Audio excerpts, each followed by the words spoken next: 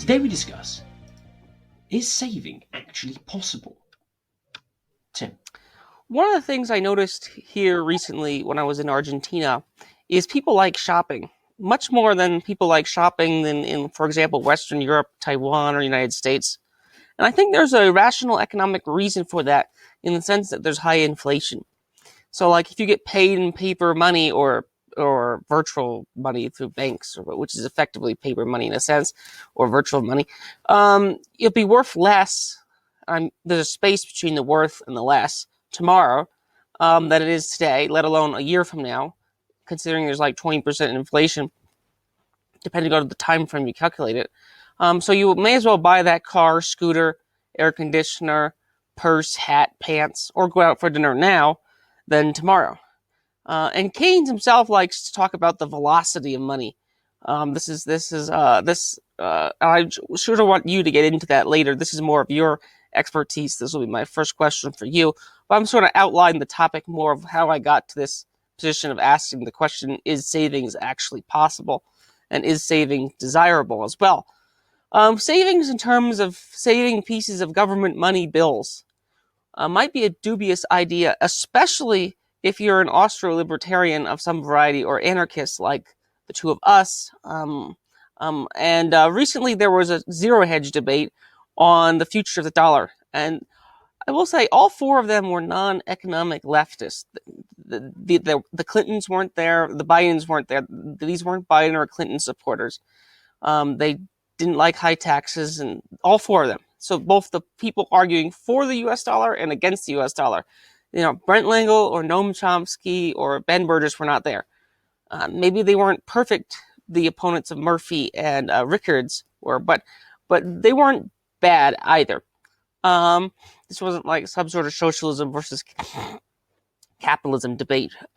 So one of the things that Murphy's opponents argue is that in the squeeze, the more traditional fiat currency, namely the dollar, but also the euro and pound, will do better relative to all other ones, such as the Argentinian peso, such as the Mexican peso, such as the Chinese currencies, such as the Russian rubles, and so on.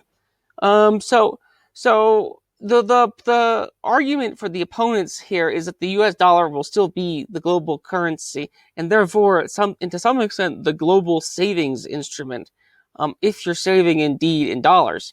Argentinians, for example, as well as other countries, do some amount of savings in literal U.S. dollars, not just dollars in a bank, but dollar notes. And I've noticed this from other countries too, like Egypt, and even in parts of Asia. I think some people still do this too. Now they're saving literal currency notes, not just notes in a bank. So people, and I think we have to divest this from transactions. I think there's a slight difference between saving and transaction, but I think they're overlapping. But savings is more long-term in nature here. If you're spending something in the next few weeks or few months, that's what transaction is. If you're thinking about 10 years from now, that's more in the savings category.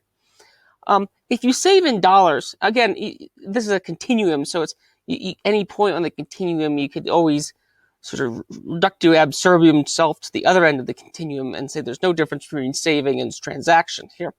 But if you save in dollars or any fiat state currency, or you're really just collecting IOU tickets, which are interchangeable, and you can pay your taxes to said state in. I mean, this is the MNT line. Bob Murphy has also debated an MNT, which is another great debate. At least I thought it was. And I think somebody in the comment section made a question, is it really the Army and Navy what backs and the ability to pay taxes is what makes fiat currency work? So fiat currency in some sense is an effective means to save, in the sense of always the question of compared to what. Another way people save is in stocks. But I think for Austro-Libertarians, you have to think about, as well as Marxists for that matter, you have to think about what kind of companies' stocks are you investing in, how are they backed, and aren't they just more or less an extension of the very Federal Reserve System or the European or British examples as well, and so forth. So it doesn't take a rocket scientist to figure out that Boeing and BAE Systems and Airbus and GM and Fiat all have close ties with their existing states they're anchored in. Now, if you want to save if you want to go full Old Testament and save up grain for 7 years in a silo, then I think you might be engaging in savings. But the problem with saving up grain in a silo is that is actually expensive. I think this is where, in a strange sense, we could circle back to Keynes here. So if you're saving guns, if you're saving oil, now some things can't be saved. You can't really save beef. You can't really save milk. You can keep beef alive. There's certain ways to do this, but there's certain things you can't save for 30 years. What would be the ideal? Should savings have a return of investment? That's another question to ask. Gold and silver, I think, is another interesting method of savings, and that was a method that Murphy's opponents discussed in the zero hedge debate as being superior to fiat currency. Again, for transacting gold and silver, especially in the modern economy, but even in the historical economy, poses problems in the sense that you have to move the gold and silver around. The gold could get robbed and so forth. But as a savings method, if you're saving it and you have a secure place to save it, then it's actually pretty good, in my opinion. And as most Austro-Libertarians would agree, I don't really disagree either. Now, I do think there's a difference between saving a gold fund with certificates versus saving the actual gold. But for now, I'm just going to table that distinction. Although I think people who really are paranoid should think about, if you're just saving in a gold fund, what are you actually are you doing anything different than people saving in dollars or people saving in mega corporation stocks? And the last thing we could discuss is, it's two other things. Last thing is we discussed saving in land. Again, I will bring the example of Hans Hoppe's parents saved land, but it's not like the Soviets cared about their property rights. Now that you can say that's an existential risk, that's a tail risk, that's an extreme example, having your land expropriated by the Soviet Union. But as you see in the United States and Britain, there's eminent domain of some variety. There's also regulation, like how many can you actually farm this land? Can you single family zone it? All sorts of rules about what your land to do. And if you can't mine the oil in the land or whatever, then your land doesn't have much use value to other people buying it. So it's not that good of a method of saving. Although in practice, in the United States at least, saving in real estate and property is generally a good idea. And it was actually Rod Dreher himself, it's a Christian reactionary of some variety, although he's terrible on COVID, we point out one of the problems of people can't buy homes is retirees use their homes as like a savings asset. And the last thing you could save in is Bitcoin or some sort of cryptocurrency. But there's a lot of critics of the Bitcoin here. They'll say it's a get-rich-quick scheme, uses too much energy and so forth. I'm not really interested in making this the Bitcoin podcast here. There's plenty of other areas to talk about this. Although I do think that as a savings instrument, Bitcoin, not as a transacting, because I think the transactions are expensive, but Bitcoin might rival gold in terms of savings if it sticks around, which I think it will. So Swithin, outside of saving in physical goods, can you actually save? And what would be the ideal savings in an ideal society, if you want to discuss that? And the velocity of money question. I'll throw all three questions I'm thinking in my mind right out, and you can take them with a will as well as my comments. Thanks for doing this episode. The argument you're saying about how you could save in physical goods like grain or something, I think that's an interesting point. I'll elaborate on a little bit. I think when you're saving, you're attempting to save some form of value. Now, what do I mean by value? Well, something that's going to provide value to you as you understand the term value. Now, with grain, the value of grain essentially comes in its use value. You could, in principle, preserve some food or something like that for a long time, as well as grain. And that would have use value too. So you can clearly, insofar as it's not stolen or it doesn't degrade, you can clearly sort of save and have value in that. And similar things like munitions or weapons or some things to that degree. When you're thinking about, now your question largely is, well, what things can you save in which are going to maintain their exchange value? That's essentially the question. Because when you're saying, oh, you can save in gold, silver, etc., what was really meant by that is, yes, you can have that, and then you are confident that you can exchange this for goods and services you want to actually use. So primarily the value comes in the exchange value rather than the use value. Then that brings us to the crypto question. Is crypto good for Bitcoin, good for exchanges, or just for holding its value? It's interesting you mentioned this. There was an interesting journal article, I believe it was Philip Bagus, I think, which had the title "The Quality of Money," which they said was an oft overlooked aspect of money because everyone was always considered the quantity of it rather than the quality of it.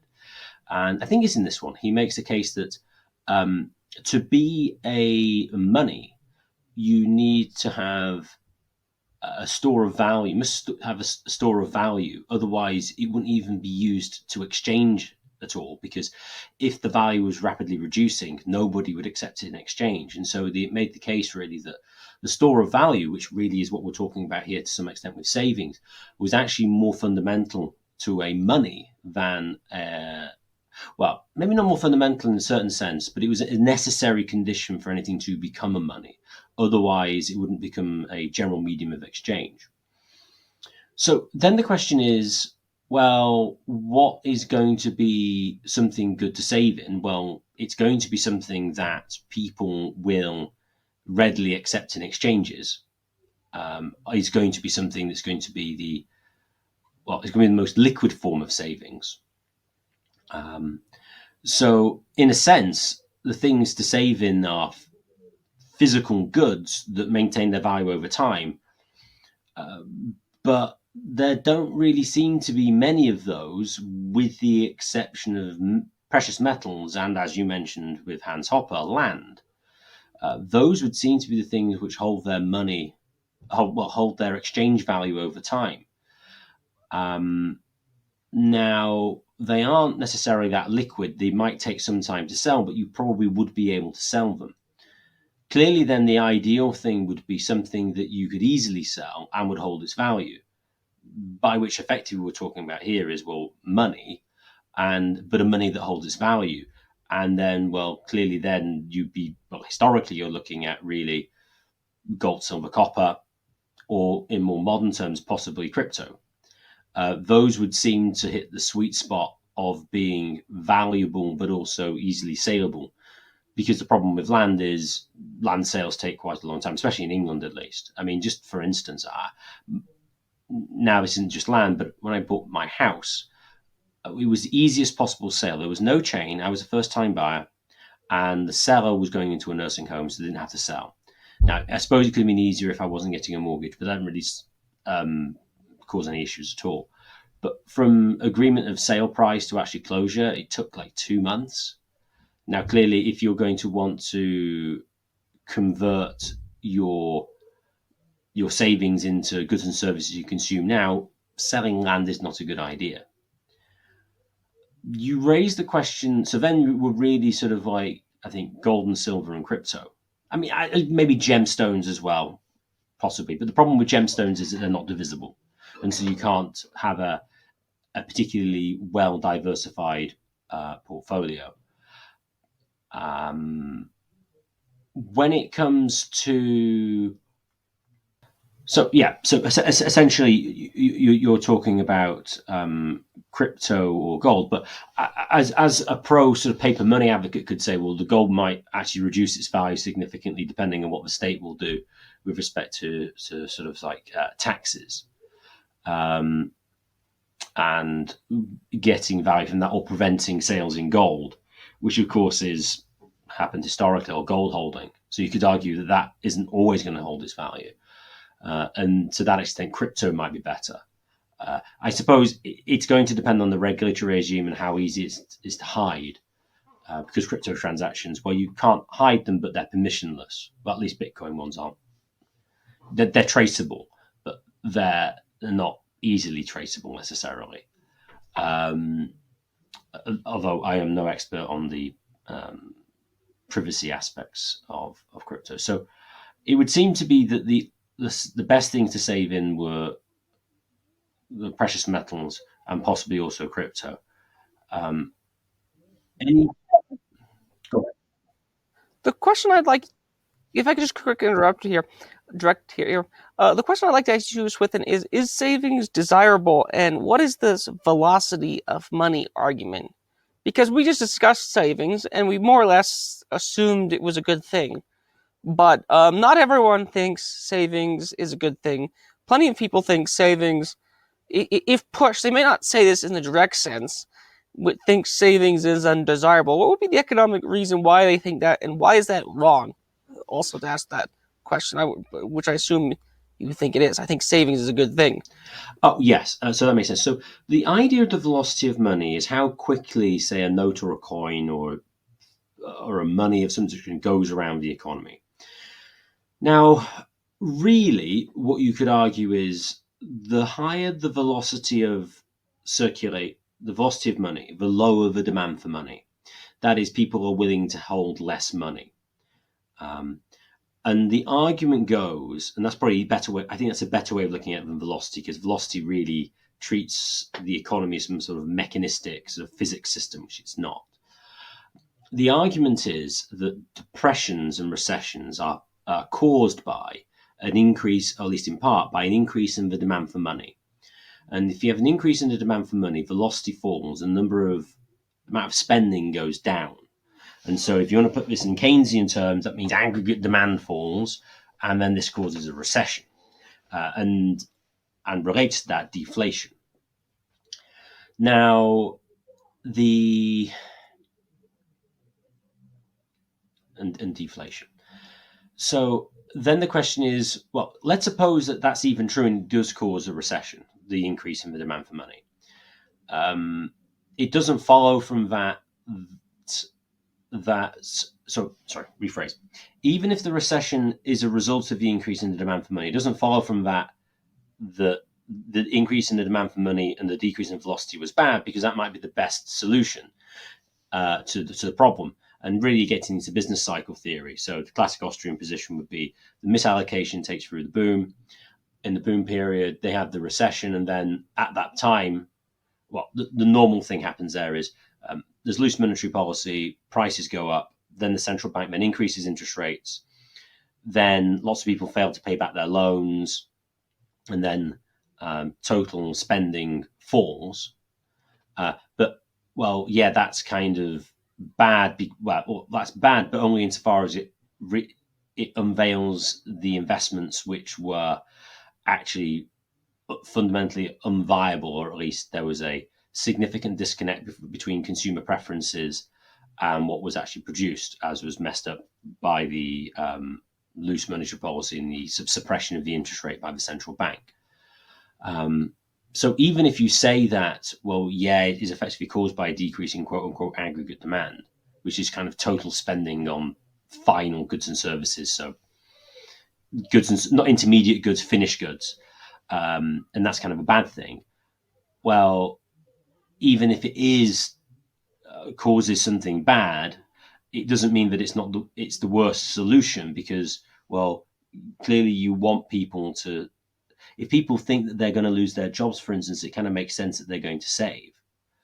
Now, the Keynesian argument is, well, that's going to be bad, because fundamentally the Keynesian position is based on the idea of sticky wages. So if I was to say to my workers and say, hey, look, there's going to be deflation, that is an average decrease in prices by, say, 10%, and I'm paying you £10 an hour this year. For the coming year, I'm going to pay you £9 an hour. And actually, that won't be a fall in your real wage by how much you can buy, because £10 last year will be able to buy the same as £9 can this year. Now, according to the Keynesians, no, they're never going to accept this, and there's going to be contracts that may oblige you to pay particular wages, and they won't be flexible downwards. And so when the sales receipts of the firms goes down, they're going to need to reduce their costs, and they won't be able to reduce their wage costs just by saying, hey, we'll just pay you less. they have to, well, the only way they'll be able to do it is to fire people. And then it causes increases in unemployment. And to a large extent, now there are other things as well that would stop wages going down, such as welfare payments and things like that. But it seems to me that this sort of wage stickiness argument is vastly overblown. And even if it did exist to a small extent, and as an aside, that would have been in the interest of both parties at the same time, because the firm would have been like, well, I'm willing to engage, sign a contract, say a couple of years with a worker at a particular wage because I want to keep him. So the rigidities, quote unquote, aren't necessarily a bad thing insofar as far as they go. But this is easily solvable. I mean, you just say, I pay you £10 an hour, and if there ever happens to be deflation, I reduce your wage. So granted, there could be a transition period, but there's no reason why that isn't possible. In my mind, the association with savings and sort of deflation is really just a conflation of what really caused the bust to begin with, which wasn't actually per se a decrease in velocity or an increase in the demand for money. It was rather errors and malinvestments that took place because effectively the quality of money was bad. So that would be my response directly to the velocity argument. Tim, any of the questions on my response to that before I move more on to savings in general? What do you think would be the ideal rate of return for savings? Now, obviously, it depends on what we've discussed this in private. Like in Austro-Libertarian world, a stock market would be probably pretty boring. In contrary to what many people would think, as it would be kind of boring, in the sense that it would not be a casino of a variety.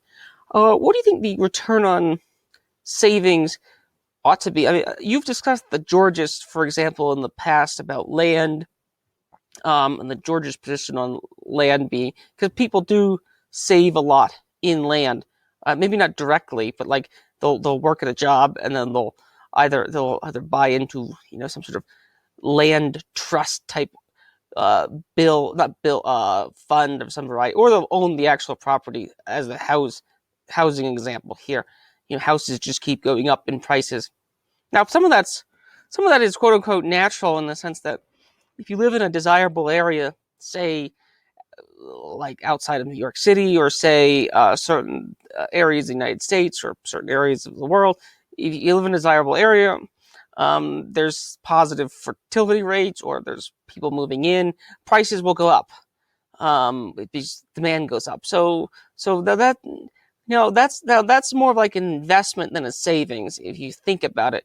But it also has use value in the sense that you are using the land there. So what do you think should be the natural return on savings? Like the Keynes, again, to go back to the Keynesians and the MMTers for that matter, they like inflation because it defrauds savings. Now, they wouldn't admit that per se, although the MMTer in that debate did sort of, in a sense, admit that with Bob Murphy. But like, if you expand the money supply, you can build all this stuff, but it's sort of like alchemy in my mind, as Bob Murphy addressed it as alchemy very well. But going back to the question of savings, should it have a positive return on it? I mean, I'll stop rambling. What would you say to those questions / comments? Well, we need to define savings, because the reason I say that, you might think, well, it's obvious what savings is.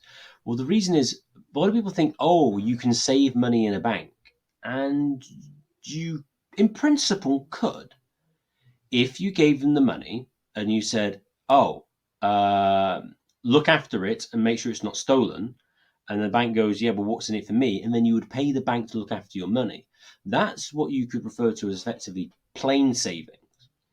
But when you put money into a bank and you get an interest rate and you get a return, you're not actually saving. You're actually lending to the bank, who then lends to somebody else. So you could then, so when you're saying, what should be the return on savings? I mean, really, in the sort of productive saving sense, you are, what you're saying is, well, what should be the return on lending, which sort of makes the question somewhat different.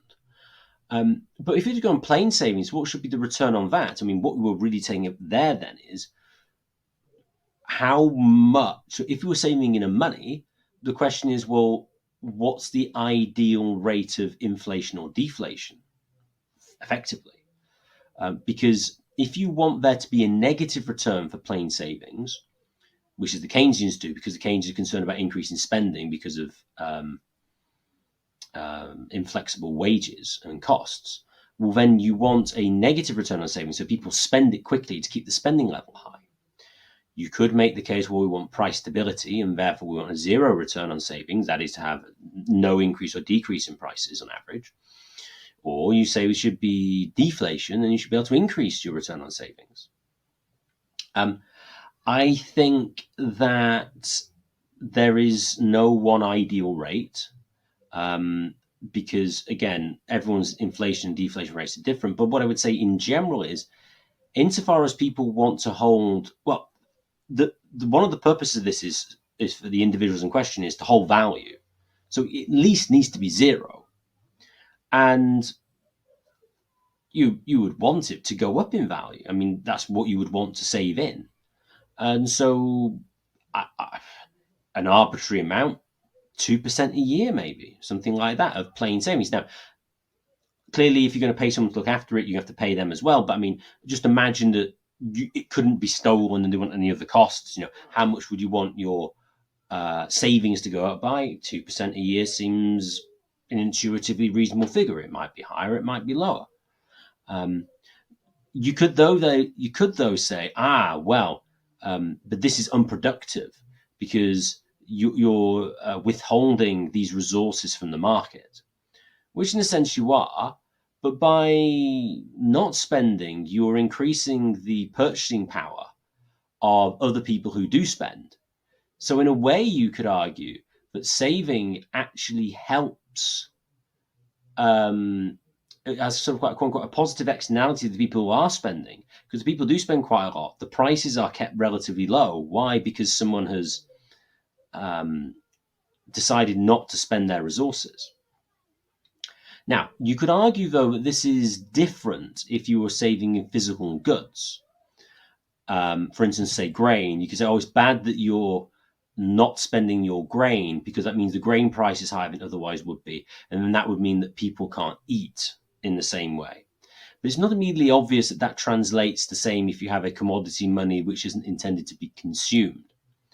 And even if it was, that would seem more to be about having a monopoly over grain supply rather than, or having a situation whereby you control a significant proportion of grain supplies so that you can extract high prices from others. Imagine it was a barter economy of wine, bread, carts or something.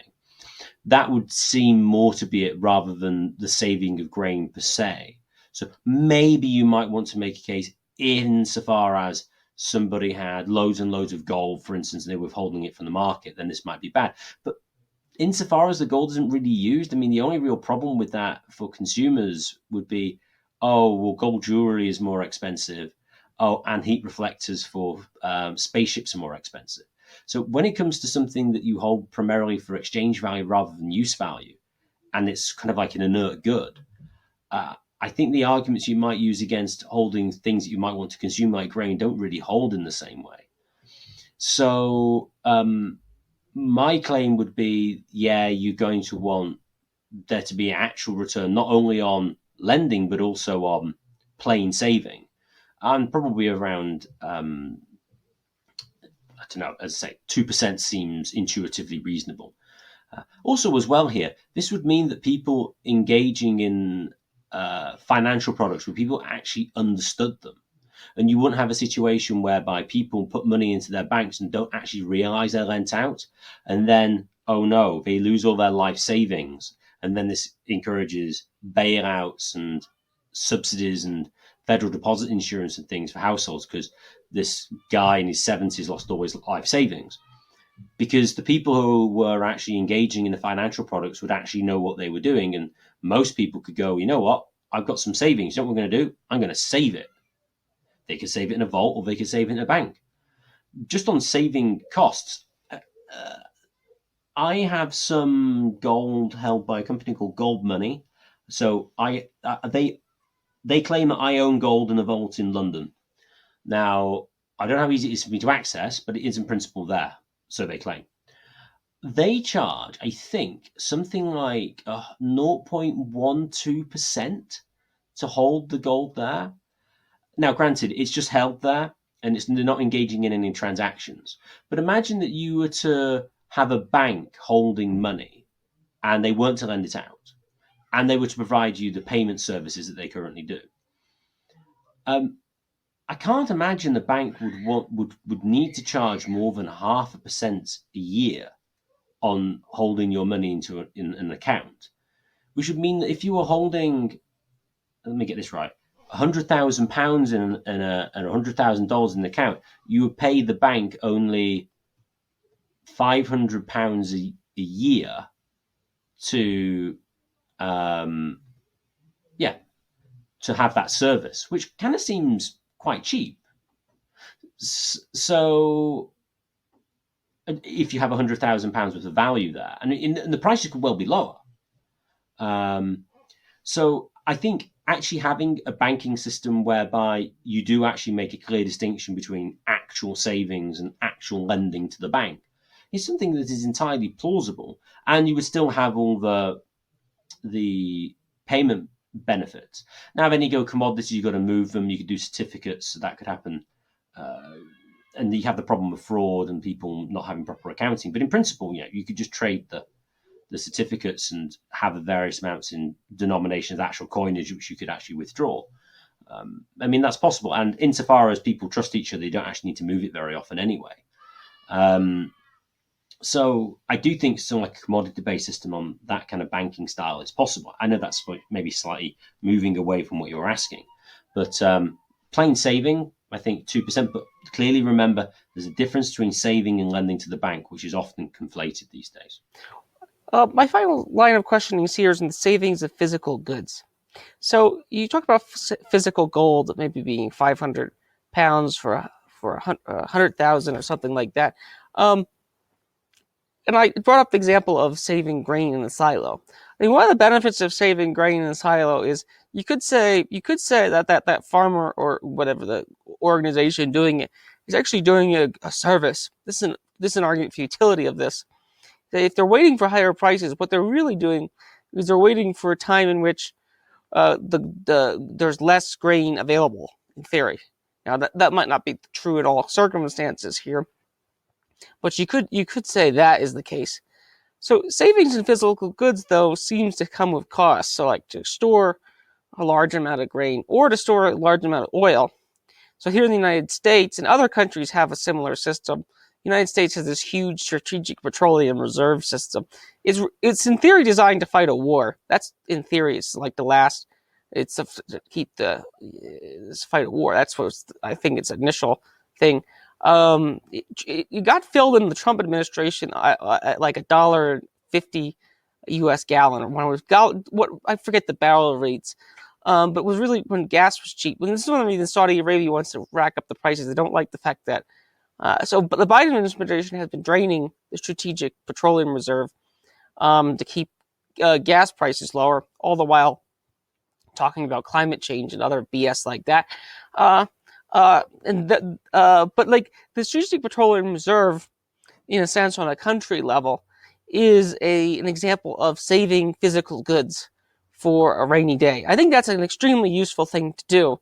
Again, I'm not a fan of the U.S. wartime or whatever state, but I don't think that in principle is a bad idea. And if I have a critique of some of the Austro-Libertarians, is they're not like the Bob Murphy's debate partner, is they're not paranoid enough. And a lot of things they talk about to save in a way, they're not as much different from the people across the table debating them. Obviously, they're different than from like Ben Burgess or Noam Chomsky or MSNBC types or CNN types. Obviously, they're different than them, but they're not paranoid enough. Do you think there's a utility to saving physical goods? Not merely like Well, they might have used they have used value by definition, because you can't just save like sand. I mean, maybe there's a scenario in which sand has it becomes scarce or something like that. But like saving physical goods that you could, in theory, use or other people use, because that's like we had a Dunk. I think his name was Duncan on the Bitcoin episode, and that was one of the critiques I made at him. You know, is that like a lot of the scenarios that people attack Bitcoin with are also critiques of the current existing financial system.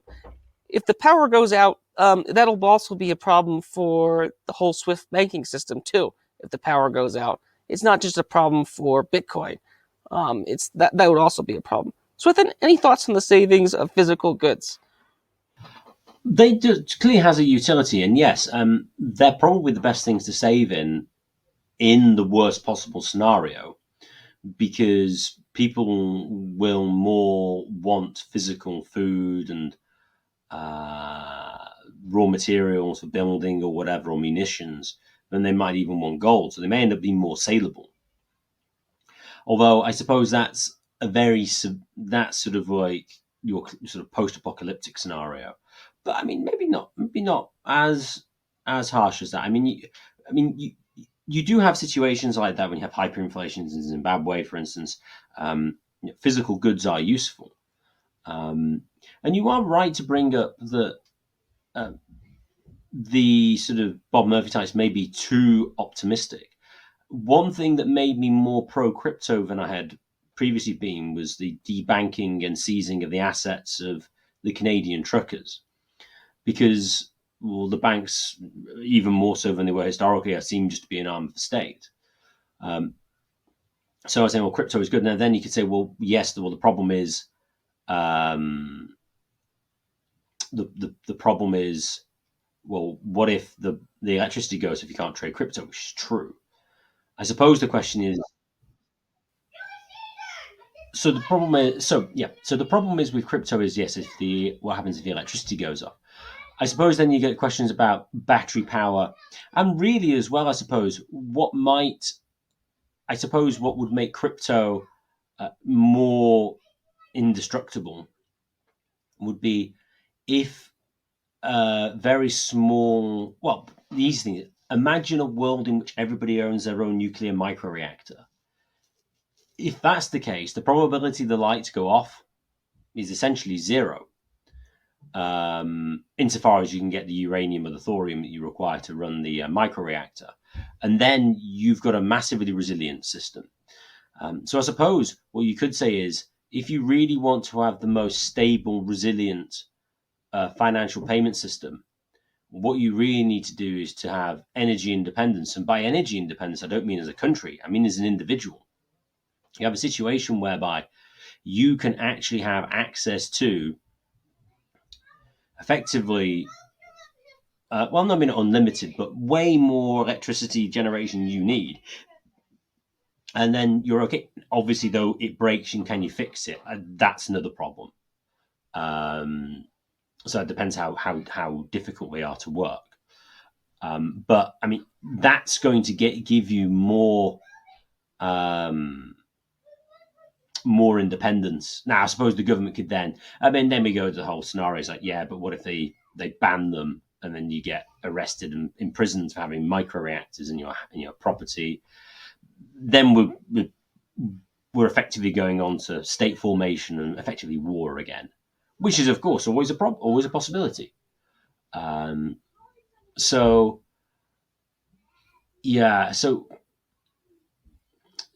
whether crypto is more stable than, say, gold is going to depend on how easy it's going to be to maintain the power on. And actually, in today's society, even if you did have just gold transactions without any electricity, the division of labor is going to become significantly less vast, and trading is only going to exist on sort of like a citywide basis. In the main, obviously, you'll get traveling traders, but you're not going to get worldwide transactions in the way you currently do. Well, assuming that the electricity goes off. If electricity goes off, of course you could, but if it did go off, the extent to which trading could take place is going to be significantly curtailed. Does that answer your question? Yes. I think this will basically be it for this episode. I do think savings is desirable. I don't think it's a surprise that the era where gold was dominant was an era where human ingenuity and industrialism. Again, I know there's sort of like paleo Catholic, paleo Protestant critiques of industrialization that exist, and some primitivist critiques of industrialization exist. But I don't think it's a surprise that, like, the area of industrialization happened in an area where it was gold was more or less, maybe not the de facto current savings unit, but it was definitely there as a savings unit. And I think if you look at the books like Tyler Cowen's Great Stagnation argue, the past 60 years, since the fiat a la carte blanche, hasn't been as innovative as the previous years. Now, again, the previous years aren't perfect by no means. Don't confuse me with arguing for the Garden of Eden before the fiat era and before 1914 either. So I do think having reliable savings is a good thing, because I think it promotes. This goes back to the Hans Hoppe's brief history of society, so to speak. And as far as like the big owners, they have to be consumers too. So they can't just save everything. They have to be.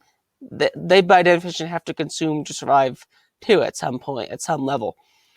So I think there is a utility in savings, and I also think there is a utility if you're sufficiently paranoid in saving in physical goods of some variety. Like if you think your money's going to be worth less with a space in it tomorrow, let alone 5 years from now, then maybe having 100 gallons of oil and a gasoline in a tank might be a good idea, or even larger, or having some gold, or having some food. Again, this gets into quote unquote prepping territory, which that there are arguments against. Again, this goes back to are people like Rickards and some of them, are they paranoid enough?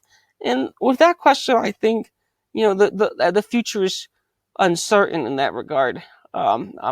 So whether U.S. dollars remains, which is the question of the debate, I think was answered. Yes, the U.S. dollar is going to remain, but what the system around the U.S. dollar, that might change significantly here. But I don't think there's a replacement here.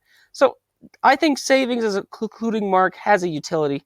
Maybe the Keynesians don't, but I think the Keynesians are wrong, as you effectively described. Swithin, any final comments? Just a couple of things on the Keynesians to finish. I should possibly have mentioned earlier. The major innovation of Keynes was his complete segregation of production and consumption. When you look at Keynesian analysis, what you're looking at always real output and spending. But the problem is, well, what are you actually spending?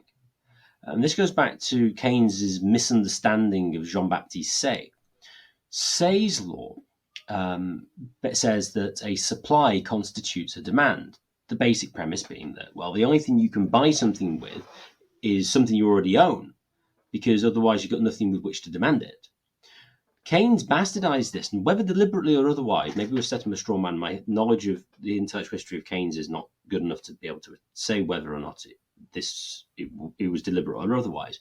He said that supply created its own demand, and then Keynes look at all these surpluses in recessions. Look, well, clearly supply doesn't create its own demand, but Say never said that. So you have this fundamental problem in the Keynesian thought: is you can treat spending in isolation from production, which simply makes zero sense. And that's why, we need to get spending up. It's like, well, if you want more spending, you need more production. Otherwise, all you're doing is just, it's like saying, supposing the money with pineapples. We need to get more spending of pineapples. What we should do is, let's not produce more pineapples. Let's just produce more receipts of pineapples, and we'll trade those and we'll get more output. It's like, that makes no sense. Of course that won't happen. So the segregation of production and consumption makes zero sense. Although it kind of makes more sense in the context of a fiat money system where it is kind of segregated, but that just really highlights the oddity of having these sort of paper receipts, which effectively wouldn't otherwise have value unless they were legally privileged in certain ways. Now, of course, the legal privilege just provided value, that's true.